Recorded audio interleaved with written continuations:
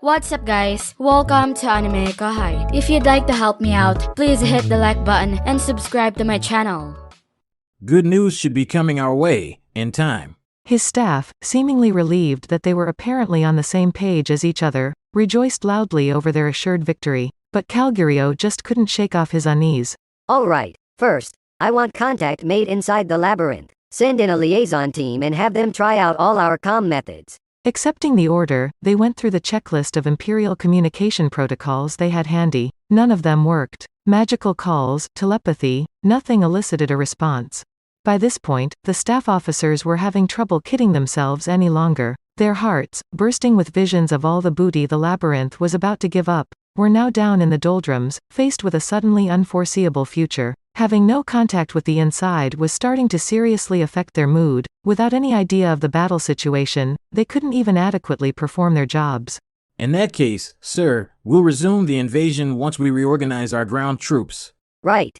Calgurio nodded. No matter how this turned out, they needed to send someone to check on the situation. If they kept them on ground level, there was no way to check on what was happening down below. The large gate remained wide open, showing no signs of closing up. Nothing had changed with it since first discovery. And yet the moment people stopped filing through it, nothing at all could be sensed from beyond the entrance archway. Even the steady flow of goods from the inside had cut off, and partly thanks to that, the command HQ was starting to become an uncomfortable place. 2 more days passed. Why aren't we receiving any further reports?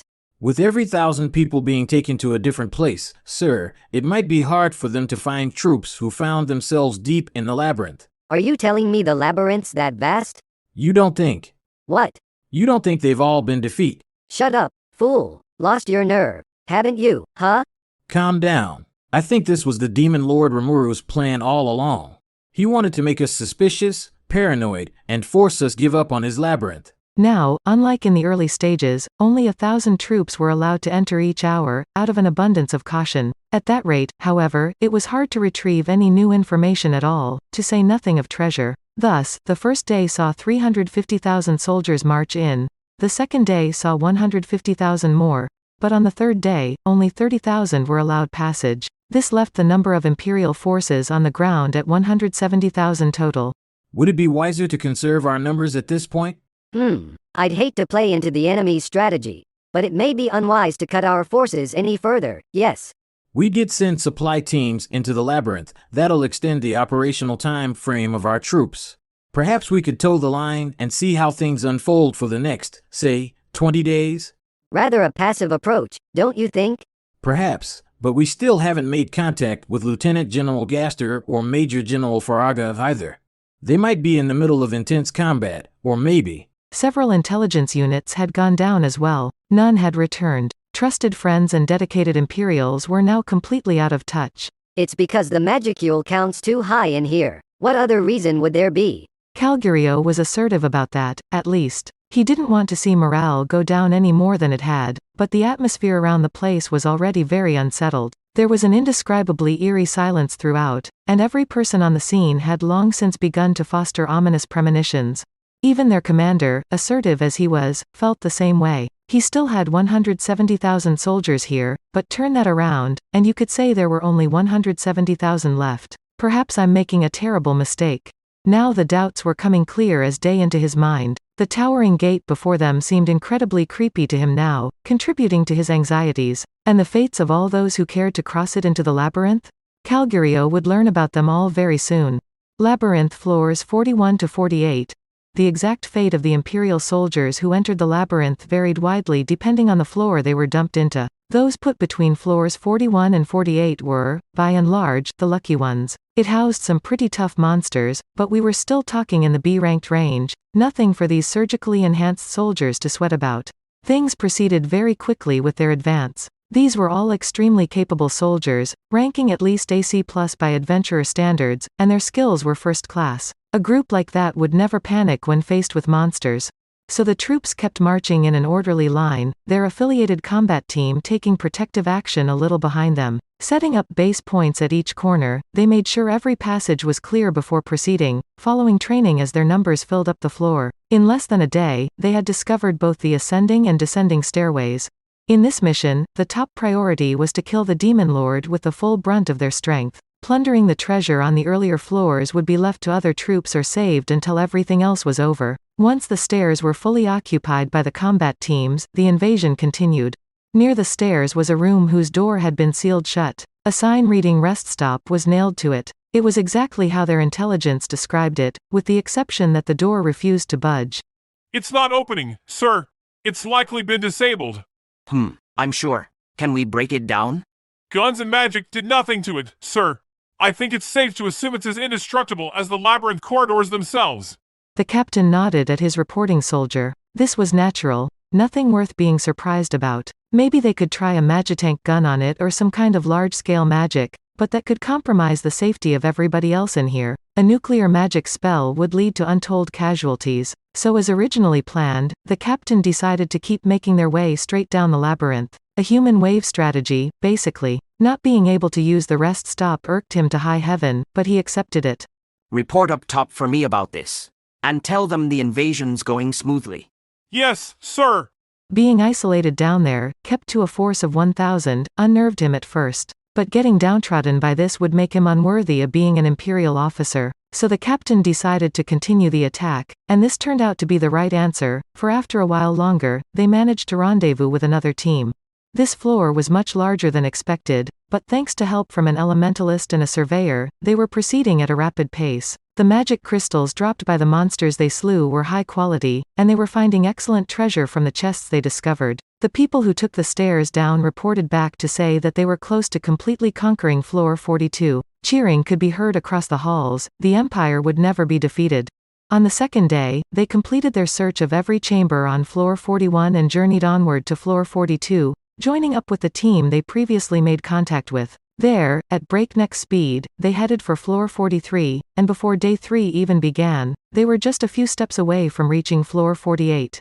It was beyond all expectation, but floor 49 would be a much different story. Labyrinth floors 49 to 50. There's something on my neck? I'm sinking. My legs are melting. Help me. I can't get my hand out. It was pandemonium. A moment's inattention, and the slimes came. Everywhere, from here to the other side of the floor, tons and tons of slimes. Slimes, slimes, slimes, slimes, slimes. Take a break for a moment, and slimes fell on you from the ceiling. Turn a corner, and slimes would scatter and destroy entire platoons. Slimes on the wall, slimes on the floor. Weapons and armor were laid waste to, soldiers rapidly losing their stamina. Damn it. Haven't they made it through yet? Sir, there's a monster presence across the entire floor, so our magical detection isn't working very well. In addition, it seems to be highly resistant to physical attack, so basic strikes aren't working on them. Yes, and they proliferate at an unbelievable rate. Pain doesn't seem to register with them, so they don't even flinch at our attack. A single slime was hardly any concern, but when they were this gigantic, burning one to death suddenly became a massive effort. They were proving much more troublesome than expected. And while they didn't have to retreat yet, thanks to the reinforcements who arrived every few hours, they were losing time fast and failing to post up the results they wanted. In the end, they didn't have the floor entirely explored until the end of day 3. Only when more soldiers from higher floors came down were they able to human wave their way over the crest. Then, on floor 50, they encountered a literal pile of the wounded. The passage resembled a dark, dank, gloomy cave, the sounds of battle ringing in their ears. Damn it! Came an enraged shout from beyond. Those monsters revived again. Ahead of the group, a gigantic snake, like a living embodiment of darkness, had wriggled its way into the passage, growling as it blocked any forward progress. It was a tempest serpent, and the Empire's regular grade magic and gunfire couldn't even put a dent in its armor-like scales. Even if you wanted to take a sword to the serpent, its poison breath had a reach of well over 20 feet, bathing the target in a deadly mist before they'd ever come close enough. Bastard! These narrow passages were practically made for these creatures! We could go around it if we had enough space, but there's no way to do that here. Can we get a Magizuka ready? Negative. We just fired it. It's got 2 hours left to recharge. A Magizuka was a new type of magical weapon, one of the most powerful types of portable offense the world had seen yet. Unlike spell guns that ran on magic stones, these ran on charged magic, using magicules taken from the atmosphere. The spell tucked inside them was the elemental magic airbuster, which compressed atmospheric air before firing out in a series of concussive blasts. Easily aimed and not reliant on combustion for its force, it was an ideal piece of magic for inside buildings and other closed spaces, and it packed enough of a punch that just carrying one could earn you an A rank. The problem with a Magizuka, though, was the intense amount of energy it consumed. That's why it was designed to be rechargeable, but even in the magicule-laden atmosphere of the labyrinth, a full recharge took 3 hours. Usually, that'd be fast enough for most purposes, but here, that still wasn't enough. Whoa, are you kidding me? So these monsters are regenerating faster than we can kill them? The Tempest Serpent was clearly unique. There was a ring placed around its neck, giving it a presence that set it apart from other monsters. Most important of all, though, no matter how many times you beat it, it'd come back within 3 hours. In other words, no matter how many times they captured this floor, the battle would start all over again once enough time passed. And worst of all, no part of this floor was safe from the creature. But that still wasn't all. There's one over here, too! The sound of warfare began echoing from another passage. No, that was not the only Tempest Serpent. In fact, they had confirmed the presence of at least 10. A tangled web of serpents, each ranking an A- in terms of danger, was dominating an area uniquely built to take full advantage of their characteristics. It was, simply put, a den of black snakes. Typically, the Tempest Serpent and its reserves would serve as the boss monster of floor 40. For this emergency, though, they had all been deployed at the same time on this floor. In the end, reinforcements from the upper floors came in to give them some better arms to work with. Only then did they have enough Magizukas to take on all the Tempest Serpents at once, and only late into the night of day 3 did they finally subdue them all. Right. We need to stay on this floor and watch for any more potential regenerations. Evacuate the sick and injured to the upper floors. Yes, sir. So the Imperial Army took this opportunity to reorganize their forces inside the labyrinth, and with that, they stepped forward into an even greater hell. Labyrinth floors 51 to 60.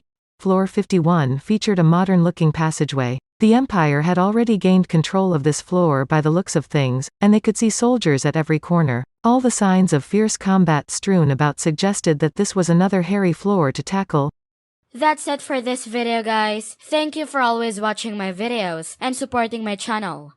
Shout out to the new members of AnimeKouhai supporters: Sky T, Diego Ginoza, Mathis Dango, Gloomy, Nick H, Jason Torres, Kirisoto Sama, Sesh, Mika Pekarinen, Lawn Specialist 8.